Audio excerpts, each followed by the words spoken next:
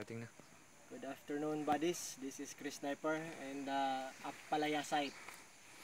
So, marami ang palaya. Ito, may bunga na. So, itong i-remap natin ngayon, nakuha na ng hidden trail markers ng may-ari. Kaya pina-recheck kung legitimate ba. Ang nakuha niya dito, ito, lapit kantong. Itong putol na kutsara. Yan. So, ang putol na kutsara ay may sukat na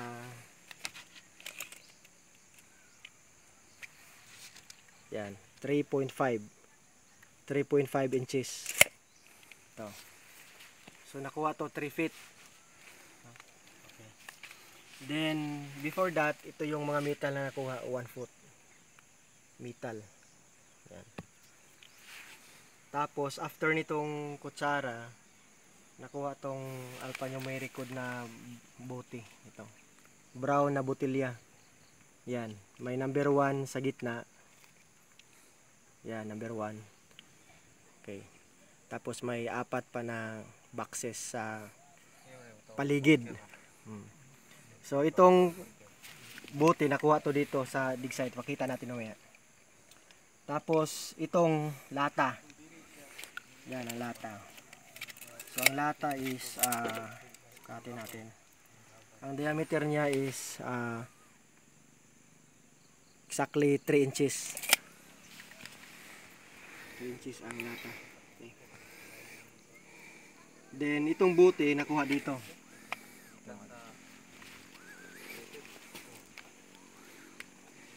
Dito nakuha. So, talagang hidden trail marker ito dahil 3 feet na nakuha dito banda. Ito. Okay. So, galing sa nakunan, may code siya. Code 1, sentro. Yan, code 1. So, galing dyan, ang code 1 is due north 1 yard. So, ang gagawin natin, galing sa basag na buti na yan, na may alphanumeric code, magkukumpas tayo due north 1 yard. Yan. Yan, ang north dito. Yan, babangga dyan. Yan. Okay? Due north yan. Tapos, so magsukat tayo ng 1 yard. Galing sa nakuna ng buti. 1 yard is equals to 3 feet. 1, 2, 3. So, galing sa buti. So, babangga dyan. Yan, 1 yard yan. So, due north ang direksyon. Okay. So, ang gagawin natin ngayon, dahil andyan na lahat ng hidden trail markers na nakukuha, i-check na lang natin diretso ang dimension ng item holder o item mismo. So, yun ang gamit ng Japanese wand para pagkuha ng dimension. So, kahit walang Japanese wand, at least alam na natin sa mga marker pa lang na mayroon ng deposito sa ilalim. Diba? Kasi minsan nag-rely tayo sa detector, hindi yan guaranteed. So, dapat trail markers muna. Pag wala talagang trail markers, pwede siya. Pero dapat alam natin ang accuracy ng detector. Itong Japanese one na to, kukuha to ng dimension. So, dahil may butas na siya, mga 10 feet na to, i-direct detect na lang natin ang dimension ng item. So, magsimula tayo dito, due east. Dito ang east, ang araw. So, ganito ang paggamit niya. Tingnan natin ang galaw niya. So, sa ibang gumagawa ng Japanese wand dyan na hindi gagalaw, siguro may mali sa paggawa or hindi nyo alam paano gamitin. So, paggamit nito, dapat i-grip nyo ng maayos. Yan. So, yan ang tinatawag natin vertical detection. Pwede mo siyang galawin. Yan. Tapos, babayaan mo lang siya na mag-move. O, yan. So, ang move niya papunta doon. Okay? Yan. Papunta siya doon. Tapos, angle ako sa due south. Galing sa may nakuha ng bote. Yan. Papunta sa norte. Yan ang galaw niya. So, hindi na ako bababa. Direct na tayo sa taas. Kunin natin ang kanto niya. Yan. So, pag saan siya babangga, okay, dito banda. Tapos dyan sa iikot. Yan. So, yan ang kanto. So, dito naman kukunin natin ang kanto niya. Ayan. So, halos 1 yard tatama ang item dito, due north. Ayan. So, mayroon na tayong dimension dito na side. Ito. Yan naman sa horizontal detection. Tapos dito, yan, mag-move yan. So, dito siya. So, ito yung dimension niya dito. Tapos, andito sa kanto, kasi dito nakuha yung kutsara banda eh. Yan. Wala sa dyan. So, atras mo na konti dito. Yan. So, yan ang dimension niya. So, mga sobra 1 foot. Tapos dito. So, medyo maliit lang siya. Yan. Tapos, dito ako magdidetect.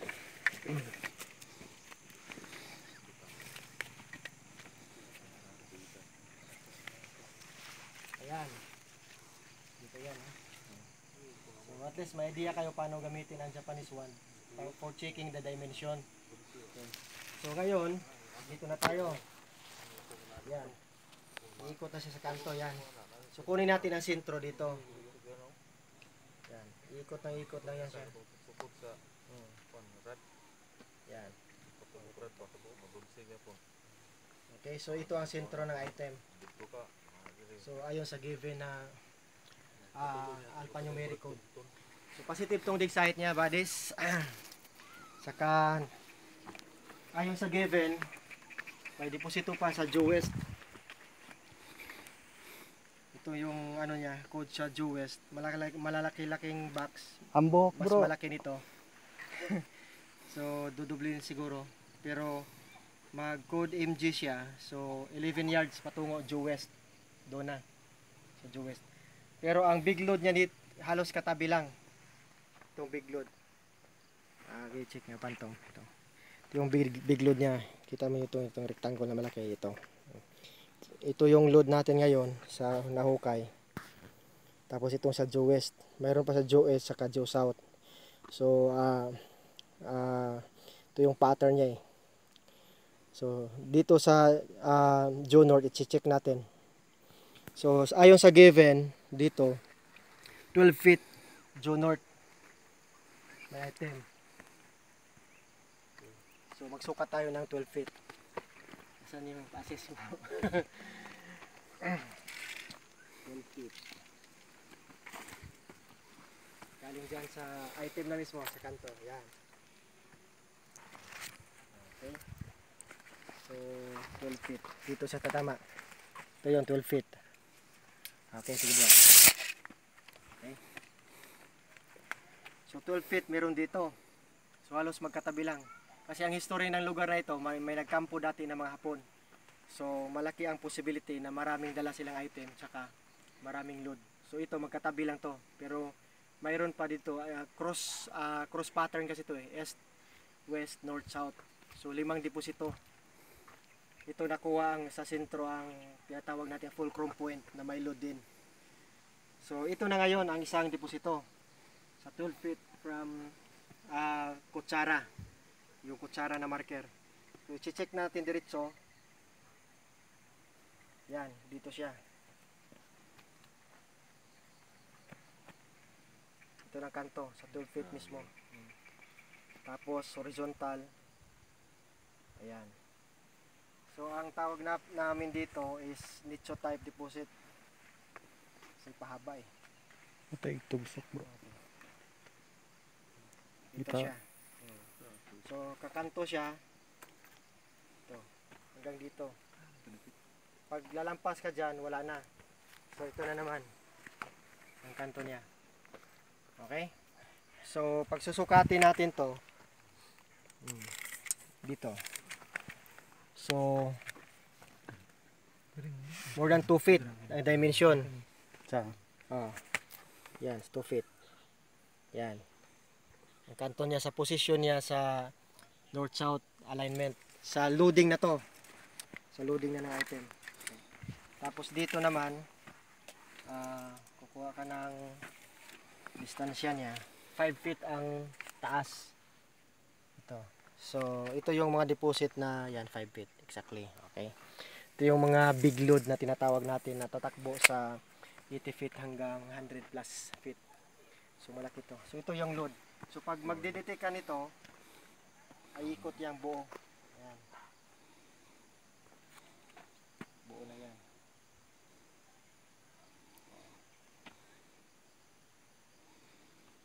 Okay. Hanggang dito. So pag wala na, babalik yan sa ano niya sa kanto. Ayan.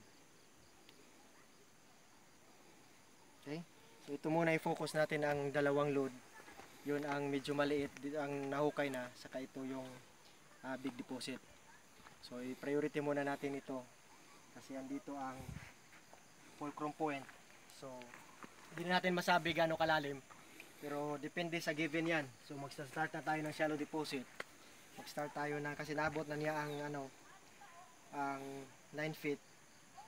Medyo nag-hard layer na sa ilalim. So mag-add-ons tayo hanggang 15 feet. Then mag-add-ons tayo ng 18 feet up to 21 feet ayon sa given dito. So pag shallow deposit na hindi nalampas ng 30 feet ito. Pero yung malaki tatakbo talaga yan ng kuan. Depende pag may depo sa 45 feet hanggang 80 feet. Ito namang buo kasi ito nabasag na lang. So may possibility Ang bilis bro. Yan. So buo to siya, lata. So indication ng drum deposit.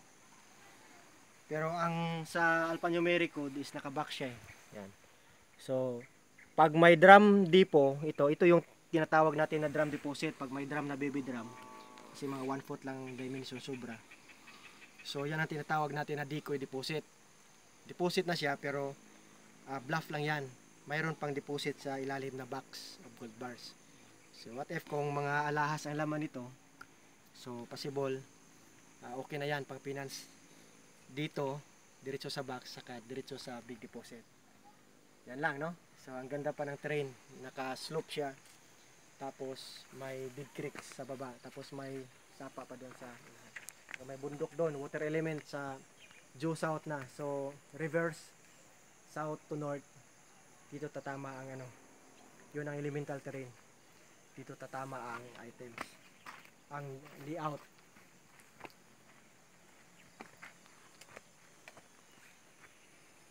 Okay? So, salamat buddies. Thank you for watching and ito yung Ampalaya site namin. So, owner, i-document lang namin ang update nito. Pero ang site is confidential yung lugar kasi alam naman natin para sa safety ng may-ari. Private property kasi ito. Yun lang. At saka huwag kalimutan dapat naka-remap bago mag-operasyon. So, pasalamat tayo na aksidente lang nahukay ang fulcrum point markers pero natamaan talaga. So ito na-check ko na dito ang big load. Saka doon na-check ko ng isa. May dalawa pa na dapat i-check. Pero focus muna tayo dito sa nahukay na kasi ito yung pinaka main dig site niya para sa code 1 deposit. Yan lang muna. Bansay and enjoy the exploration.